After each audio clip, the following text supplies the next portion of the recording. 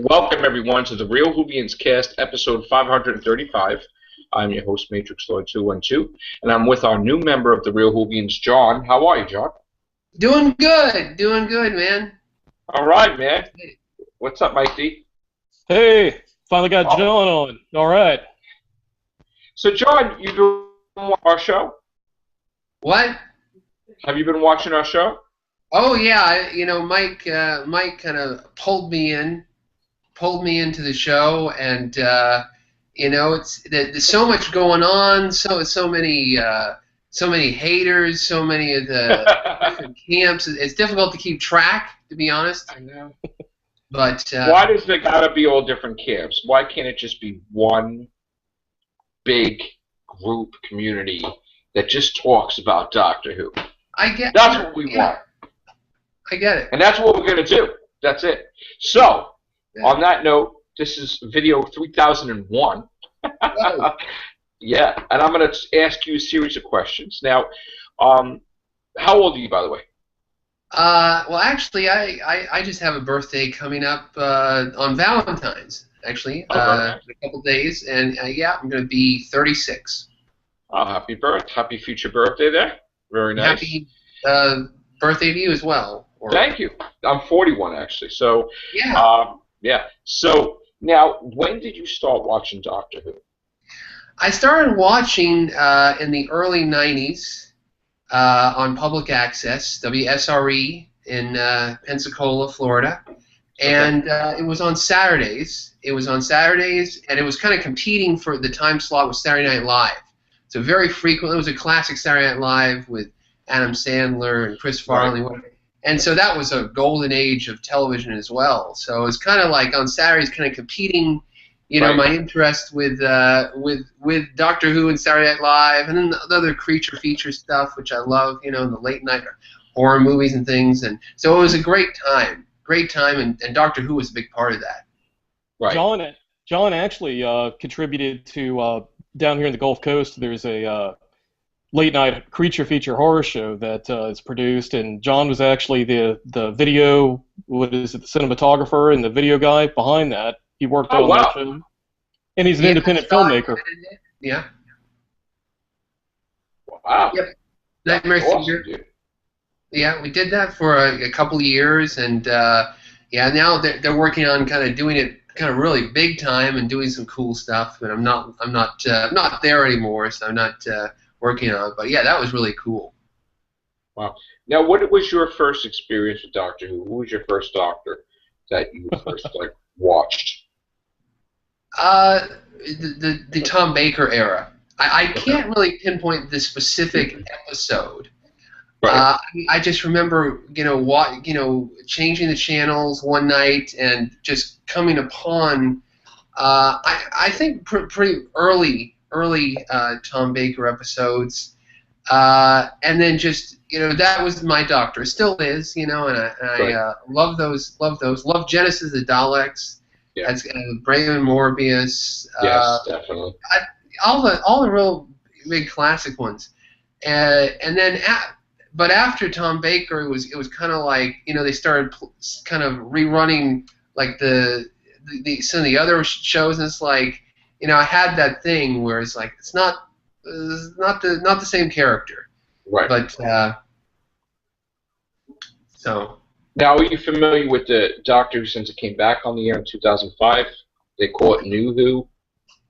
Well, really, Mike kind of brought that in. He's, a lot of he's like, hey, you gotta watch. I really started heavily watching it during the Matt Smith era, because I hadn't watched the Colin Eccleston and that stuff. I'd been kind of ignoring it, and so Mike was like, hey, it's Doctor Who, and I started getting excited about Doctor Who again, and then watching.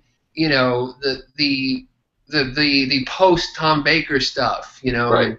and getting into Pertwee, and Mike's favorite Doctor is probably Pertwee. I would say he's one of the top, with Peter Davison, and really getting me into Peter Davison, Berkeley, and Colin Baker, and so it went from there. After Matt Smith, I haven't really watched a lot of Peter Capaldi's. I mean, that really is embarrassing. The only real Peter Capaldi I've watched is that first episode, the black and white work print version. That's right. Well, you know what? He just started. Yeah, exactly. Usually it takes, like, if people are not used to a doctor right away, it takes a little time. People get their feet wet out.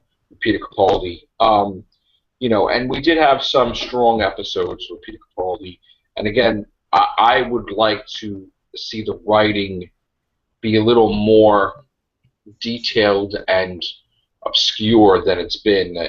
Do different things off-world, alien menace threat, rather than the same old Dalek, Cybermen, something different, I would think.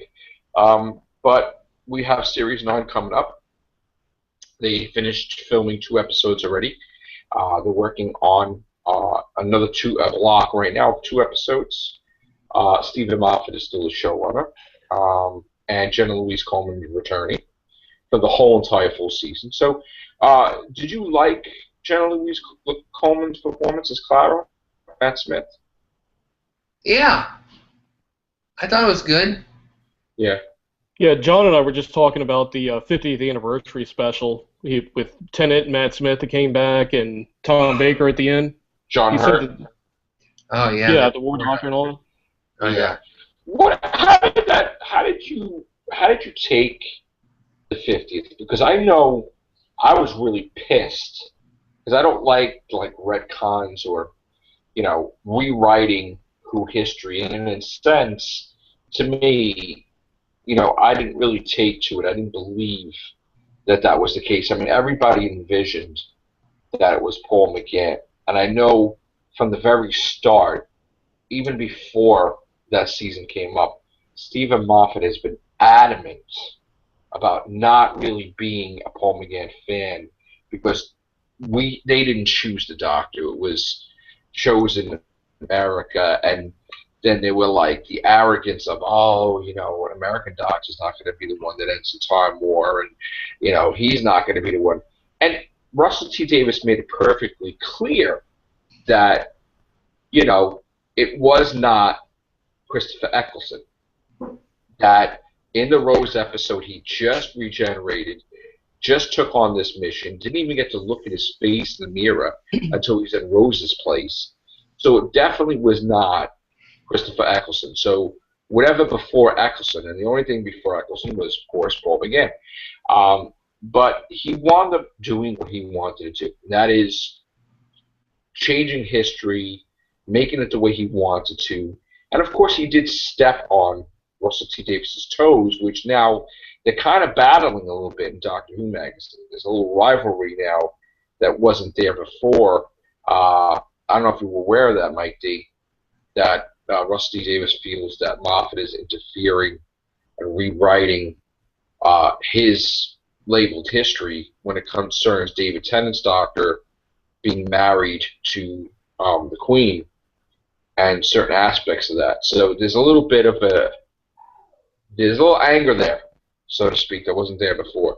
Well, I got to admit the series has taken a little bit of a turn when Moffat came on into more of a fantasy realm than sci-fi, and yeah. I'm not as big a fan of that sort of era since he's been involved. But I mean, for the most part, I like what Moffat's done, but I would like to see it kind of get back to more of like the sort of like a gothic sci-fi sort of feel to the series, kind of like the Tom Baker golden years.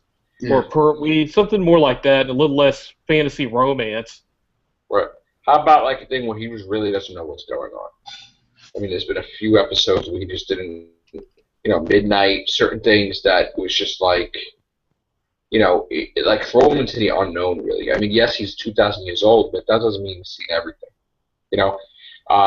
To me, I want the character to remain mysterious. I don't want his history as an open book.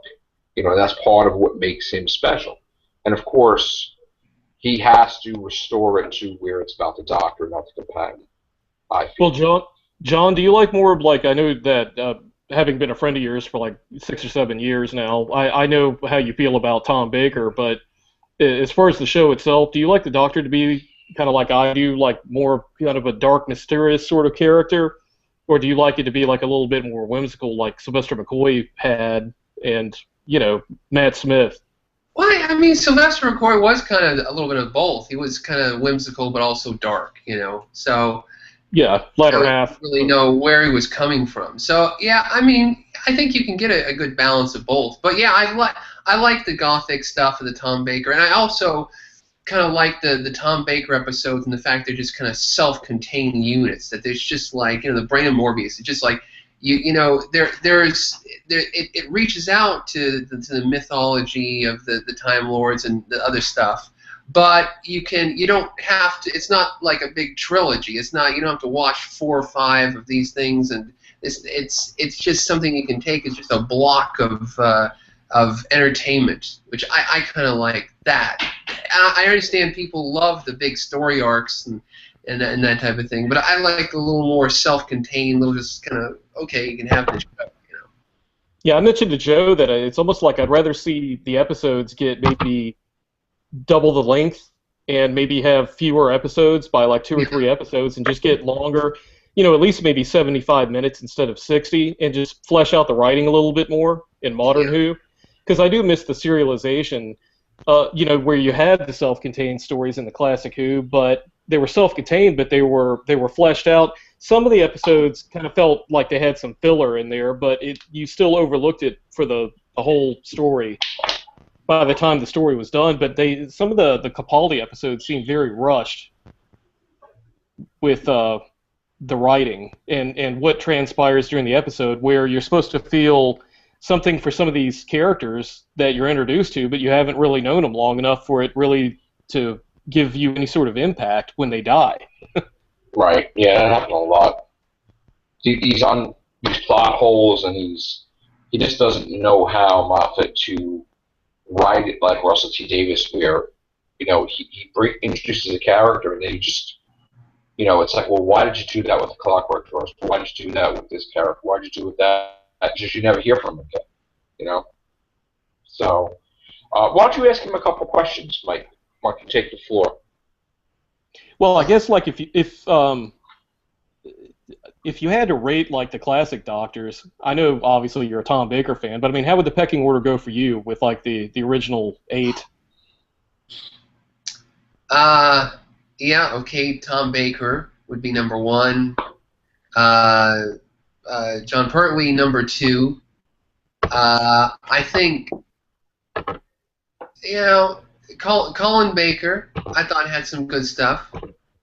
Colin Baker and Peter Davison would be kind of difficult. They kind of fight out.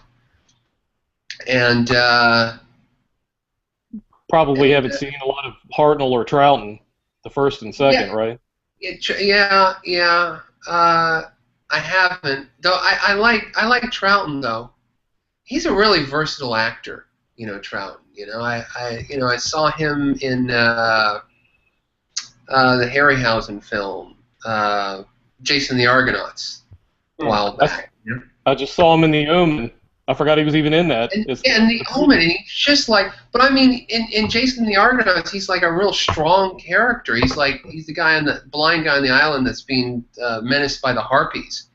And then, he's in The Omen, he's got that iconic scene, So I think really as far as an actor doing iconic stuff, outside of Doctor Who and actual, theatrical films, I think Troughton really is, probably that. I can't really think of anything else that any other Doctors really done. Maybe John Pertwee, but not at the level of Troughton, like in The Omen and Jason the Argonauts. Well, and in Scars of Dracula, you got your Christopher Lee shirt on. He was in that too. Exactly. No, he's in so many things. It's difficult to. You got to remember it all. Yeah. And then you got Tom Baker in another Harryhausen film, right? The Sinbad, Golden Voyage. He was, and he was also in that movie Mutations. He was in that little Donald Pleasance horror film, The Mutations, where he plays like this, Elephant Man type. He's like, you can't even tell it's him. He's in this Elephant Man thing. He's like, I'm not a freak. He's like great.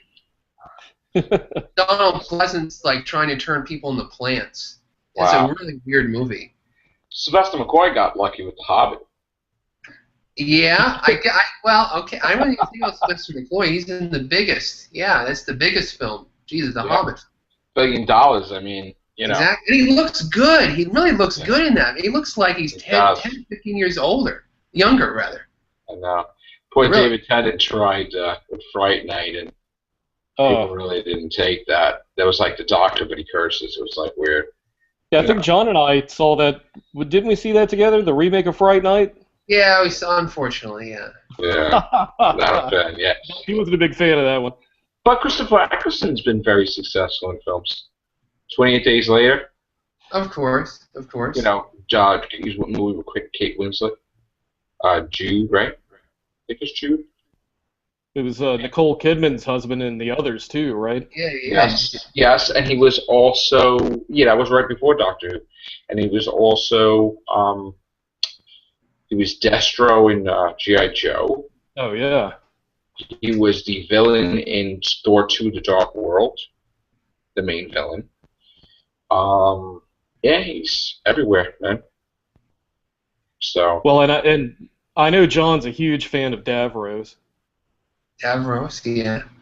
yeah, man. I'm hearing he's returning soon. Oh, That's some rumblings going on. You just can't kill That Davros. would probably make the Daleks interesting. They Oh, kept him around regularly, not just appear once. Just let him appear like with the Daleks, like constantly. That would work for me, I think. hmm. It would work for me because here's the thing, I kind of find it hard to believe that there's not an alien race out there that is just like a warmonger type of race that would love to take on the Daleks. Like I'm finding it hard to believe that just the Daleks are the only ones that are on par to go after the Time Lords, and like they're not opposed. Like I'm surprised that there's nobody that's giving them a problem, just the humans. You know what I'm saying? It's like eventually you need to create like some type that's you get the Cybermen, the Daleks, but just right on par where they just maybe they will be against the Daleks, but then they'll still be enemies. Well, John directed a film called The Synthetic Man. Maybe you can send the Synthetic Man to battle the Time Lords, John. Oh yeah, synthetic. He would go after the Time Lords. He'd try to do something Wow. obscene to them. I, for one, don't want the Time Lords to return. I feel the show is more interesting without them. Then you bring them back, it's kind of boring, I think. Well, as long as they don't use them like the Deus Ex Machina, where they just like show up and just do something out of nowhere. Oh, like they did with Matt Smith with his regeneration. But I guess you needed something there. I would be open for them to stay away because the Doctor needs to be unique right now. And the mask, being missed. Well, the whole. I don't know you didn't see that yet, but the Master should always be part of the Doctor's life every now and then, I think. Well, I'd like to ask John, actually, since you brought up the Master, what do you think about the Master being a female now? I don't know. I haven't seen much of that. I guess it works. I don't know. I know, Mike, you have that real strong feeling over that. But why not? I liked it, but after Dark Water, then it's something about Moffat when he does a two-parter. The first part's always better, and then he just screws up the follow-up. It's like, I don't know, something about him. I mean, he wrote so much better when he had somebody to answer to. Like when Russell T. Davies checked his work and said, "Nah, we're not doing that. Yeah, we're doing that." Blink, Girl in the Fireplace, Empty Child, Doctor Dances, Silence of the Library, Forest of the Dead. He just was better when he had a boss to answer to. So is that Moffat's ego? Yeah, because when he has free reign, okay, he doesn't have anybody that checks his work. So he makes mistakes, and then he makes huge mistakes. And not only does he make mistakes, but he makes mistakes on other people's work, because now he attaches his name to other scripts and he interferes with their script. Like Neil Gaiman, basically, Nightmare on Sofa would have been completely better had he not stuck his nose in and said that you had to turn it into a kids thing with the kids. He was going to make it very dark, you know. And I find it hard to believe that the Doctor wouldn't remember that he lost a companion to Cybermen and would be completely okay with little children sleeping next to a Cyberman that's not operative. I don't think if he remembered he would allow that. So, I don't care if he's like thousands of years old. Certain things you don't forget. So, just throwing that out there. So let's get into the controversial topic now. The Doctor possibly being cast as female next. What do you think of that, John? Yeah, I think that's getting a little out of hand. But you know, I guess it's possible. I guess anything is possible. But not something I'd be enthusiastic about, really. Totally against it. Yeah. 100% against it. Not budging from that subject. Enough said. Yeah. Well, plus Kato Mara is not around anymore, right? Yeah, from Dynasty. I think that he made it political, Stephen Moffat, and like when Doctor Who's not on the air, he just needs to shut up. He pisses off a lot of people. You know, he makes a joke about the Doctor being married 4 times. He insinuates, you know, Doctor having sex. No, that's not. This is not. I don't know what he's turning into. But this is not Doctor Who. I mean, don't start. If you're not going to do it in that, don't make nonsense. You know, make stupid claims like the Doctor, River, and whatever nonsense. It's just.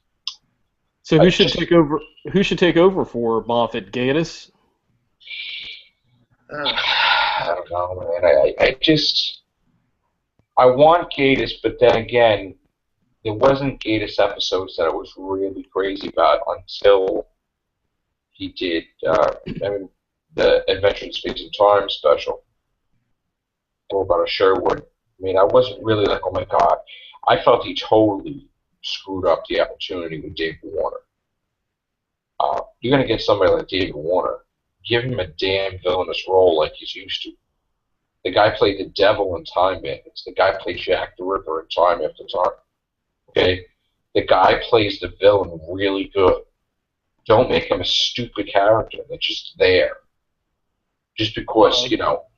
I'll have to ask David Warner what he thought of that when I see him at the convention at the end of the month. Just use his talents, man. That's like, I'm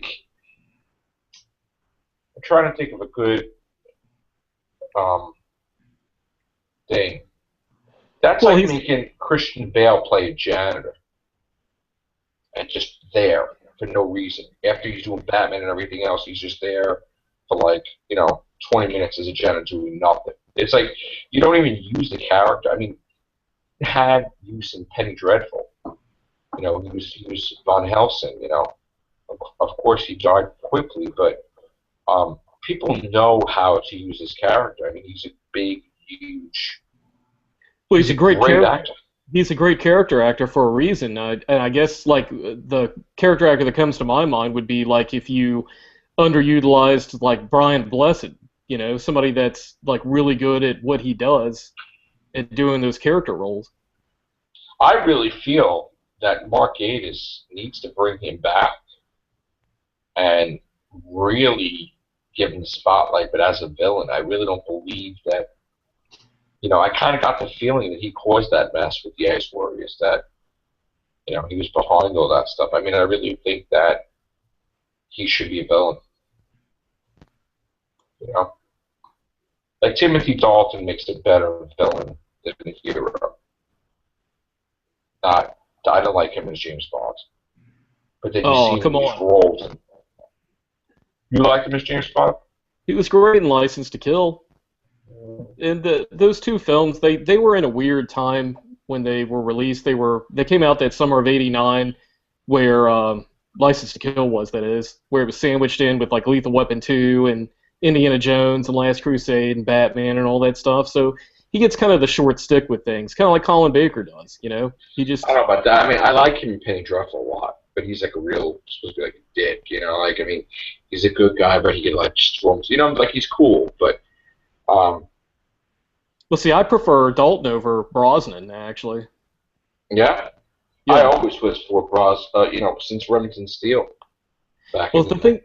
the thing is, the writers let Brosnan down. Like Goldeneye was great, but it's like it just petered out after that. And Die Another Day was just atrocious. But you know, or at least the first half was watchable. But then it became like just some like action crazy. You know, let's have Halle Berry in there because she's like a matinee name right Well, now. now we're getting off topic, but yeah, I mean, like we could talk about doing a podcast, but getting back to these characters, Doctor Who, David Warner was not utilized to his fullest potential, and why ain't Patrick Stewart in Doctor Who? That's just absurd. I mean, Ian McKellen was in it, and even the guy to play Dumbledore in freaking Harry Potter was in it, so put him in it. Like, what's the problem? Doctor Who's been around for so long that about all those English actors and Shakespearean Patrick actors. Stewart's the only one who wasn't in it, man. Come on. Let's ask John. I want to ask you some questions. Of the new villains, who would you feel more comfortable seeing uh, more often? Like, who do you want? What villain do you want explored of the new villains in New Who? In the new series, you mean like the new villains, like not the Daleks and the Cybermen, the Weeping Angels, Silence. That's Whispermen. what came to my mind. Weeping Angels is that iconic episode, Blink. Yeah. That's the main one that comes to mind. It's the one you never get enough of the Weeping Angels. Yeah, me too. What about the Silence? Are you happy with what they turned into, or do you think that they need to be fixed, or something's wrong with them? What? That's so long. I really I don't really remember those episodes. I think I saw part of that, but I don't think I know enough about that to speak authoritatively. Right. Okay. What do you think Companion had the most impact on the Doctor? Had the most impact? Yeah, like basically their departure was really felt and lingered on through the character's history. Adric, right? What? I said Adric, right? Yeah, Adric. Yeah. I would have Turlo. I would have to say Sarah. Yeah, March I would have to say I would have to say Sarah Jane. Okay. Only because. Yeah, of course. Yeah.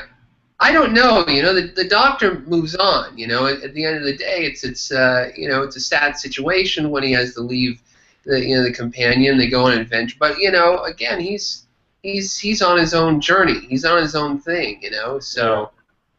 The only reason why I say Sarah is because they made such an effort with David Tennant that there's a little bit of backstory that you got to see the Doctor on a different side, that he was upset and regretted not seeing her again after he dropped her off when he went back to Gallifrey, and then it's like, and it was like, he felt so close to her, so close that even after David Tennant, Matt Smith immediately was hanging out with Sarah Jane Smith in shows too.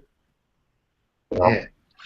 So, and when David Tennant died, like when the 10th Doctor died, the one of the people he visited was to save her son's life. So that was like, profound effect. Well, one of the points of contention between Joe and I is Joe's not a big fan of Turlo, and I thought his character was great. I thought. Hey, it's tops. Yeah, you got a guy trying to kill the Doctor, and then he becomes his companion. That's awesome. And he was a real snazzy dresser, too. Oh yeah.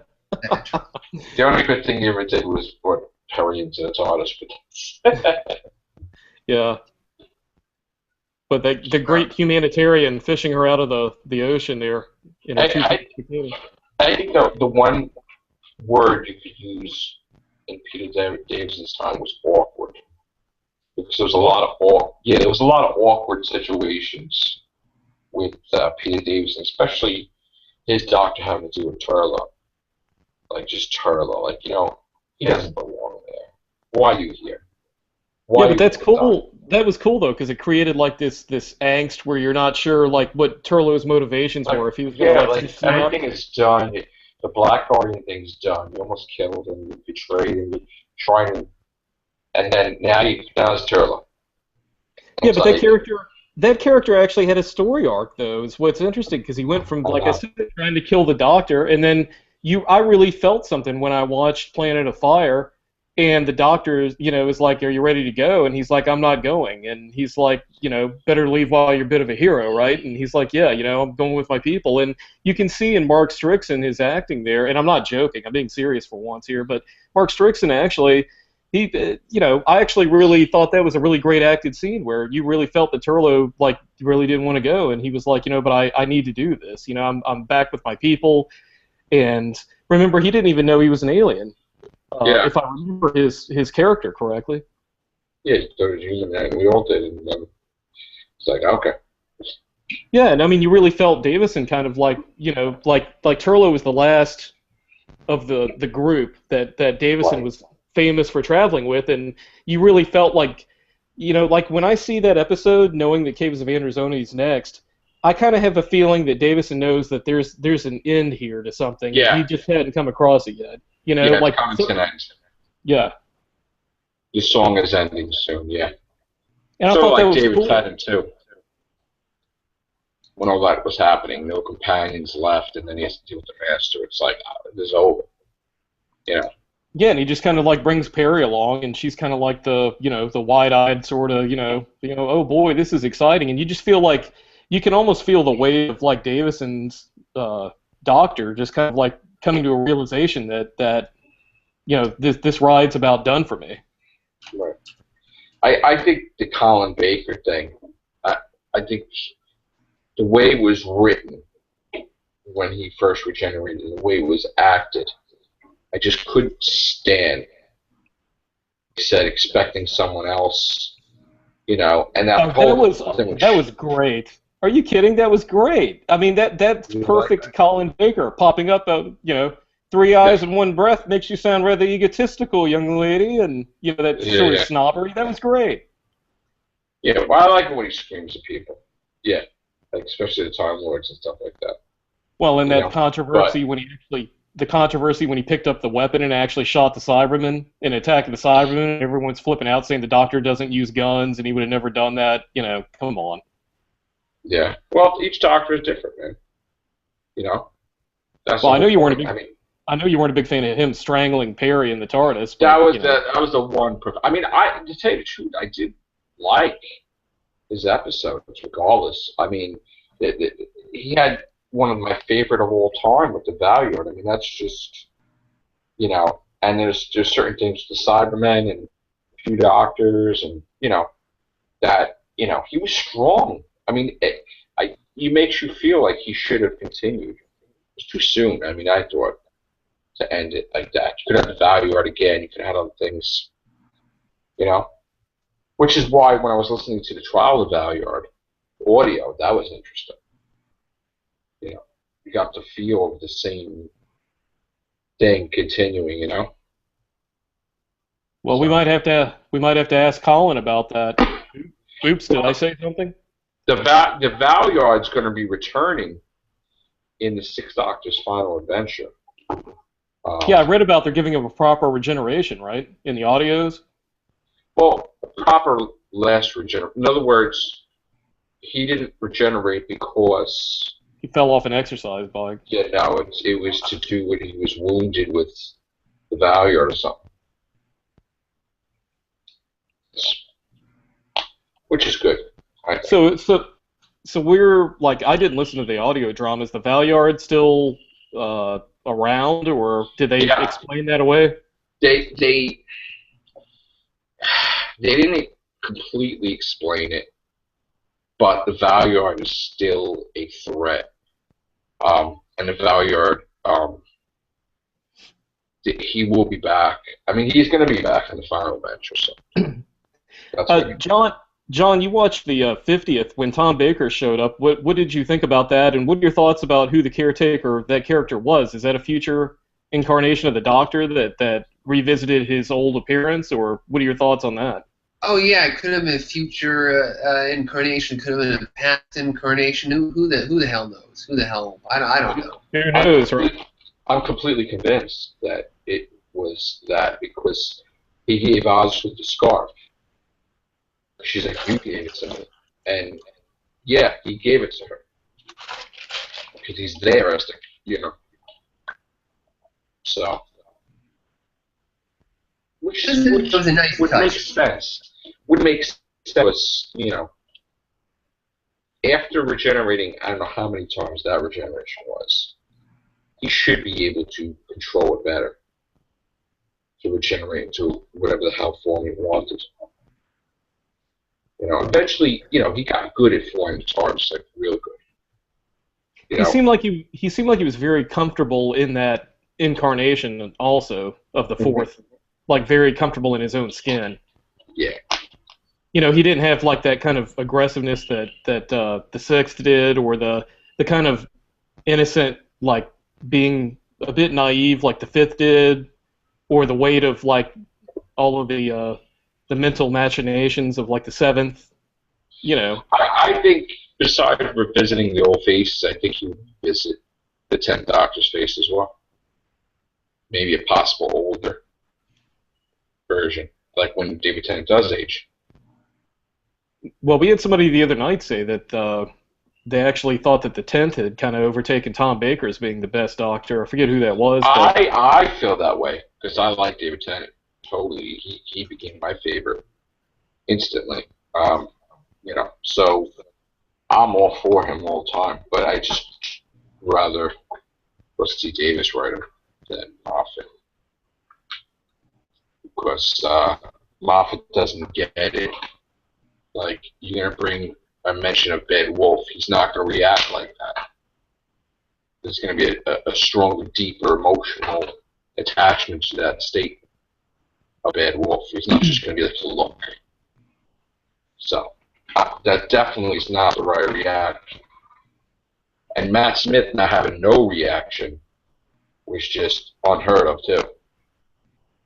Are we supposed to be getting a new intro this season? Because the old one looks really steampunk, and I'm not a big fan of that. I don't think so.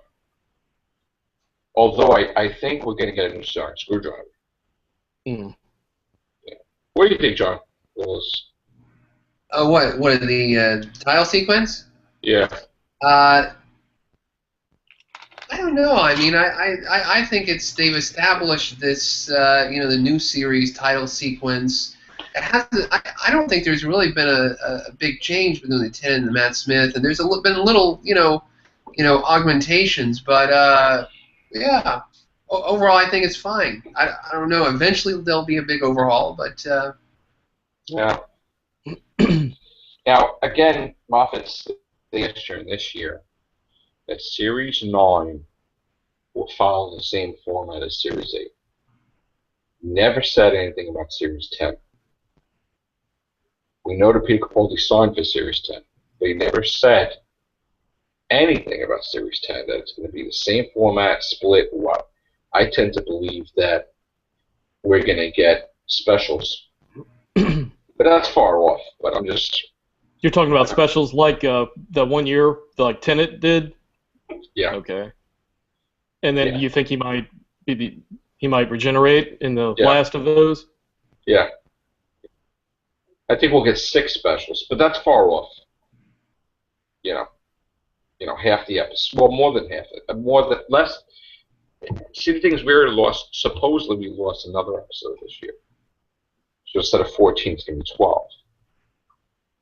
So I think what's going to eventually happen is they make Christmas special out. Yeah, they need to kind of integrate some new holidays into some of those. If they're going to do, it feels to me like they're forced to do something, and they want to screwing up the Christmas special.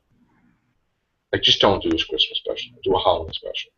Well, yeah, you could see Capaldi doing like a Halloween sort of special with, pumpkins and crazy shit like that. Yeah, yeah. I'm all for that. I'm tired of the Christmas special, to tell you the truth. Maybe they could do like a Halloween special and do like the Autons, because they're plastic and they can, with the whole thing with costumes and people dressed up, and you could integrate the Autons into that story. See, the thing is, maybe we watch too many Doctor Who, but I'm watching like the finale of Series 8, and I'm like, this is Doomsday. This is that. It's like Rose Tyler in the bed, waiting to talk to the 10th Doctor, and it's like Clara talking to Danny Pink with the same crap, and I'm like, oh, here we go. Why can't you just do something original? Copying off of things. I can tell you, I've been watching the Ribos Operation, which I've never seen that episode before, the Key to Time series, and that's like refreshingly very entertaining to see that, having not been someone who's seen that episode before. Mm-hmm. And I'm having a great time watching that. Fun episode. I never saw a lot of the Romana 1, Mary Tam, a lot of her episodes, so it's kind of cool getting like some new people in there and seeing them. Yeah. John, what do you think of the character of River Song? A River Song? I think she was good. I mean, for what I saw her in the Matt Smith era, it was good, and the whole big reveal. Yeah, a nice little bit of energy there, a little feminine touch. It's good stuff. Would you like to see her return, or is the story done?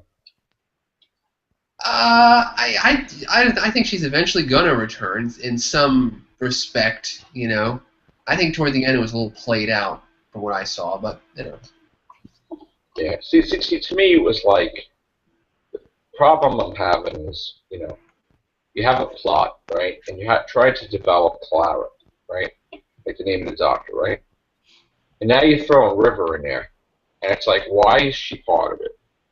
Like, he has to deal with Clara in this, and the next thing you know, it has to deal with the wife and her passing, and I'm like, it's like, what are you trying to promote? Are you trying to promote Clara, or are you trying to promote River, or are you trying to promote both? And how is these characters okay with each other? It's like, I want to see River Song leave with the Singing Towers, not like that. I had a problem with that. So. Yeah. Well, you said, didn't you, that Matt Smith wasn't a fan of having her back during Capaldi's era because she's his companion. Yeah, he's not. He was actually upset. So. Matt Smith.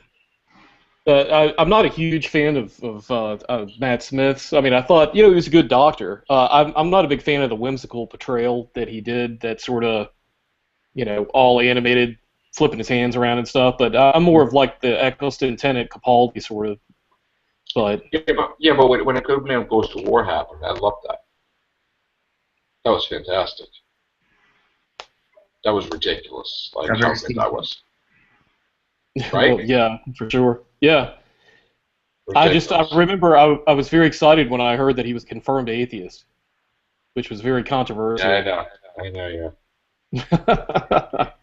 All right, we gotta go soon because I gotta go to bed. I gotta go to work. But in closing, John, you've seen the last episodes of Matt Smith, right? Yeah. Okay. Do you think that you could get to watch Peter Capaldi's performance and be enthusiastic to watch him, or not really? I mean, does he have that thing in him that will draw you to the show, or not yet? Yeah, I think Peter Capaldi is a really interesting actor. Right. It was funny. I watched him in World War Z a few weeks ago. He's an interesting actor and local hero. Back when he was looked much younger. But yeah, he's a really he has a charisma, and I mean, I can get into him as a as a doctor. All right. I want, like, when you do get to see Capaldi, I want your opinion when you finish Series 8. Yeah, And we'll do more Real Whovians casts, talking with you about classic series and stuff like that. definitely. All right. Great. And you're welcome too to join us on the Everything Show, the Horror Cast, Real Walking Cast as The Walking Dead, and we do Game of Thrones when that comes back too. So, welcome aboard to the Real Whovians. Thank you. All right, Mike D. Thank you as always. Yes. Welcome back. Welcome back All right. after you're not being sure if you were coming back or not. All right, bro. Take care. And happy birthday. Thank you. Bye.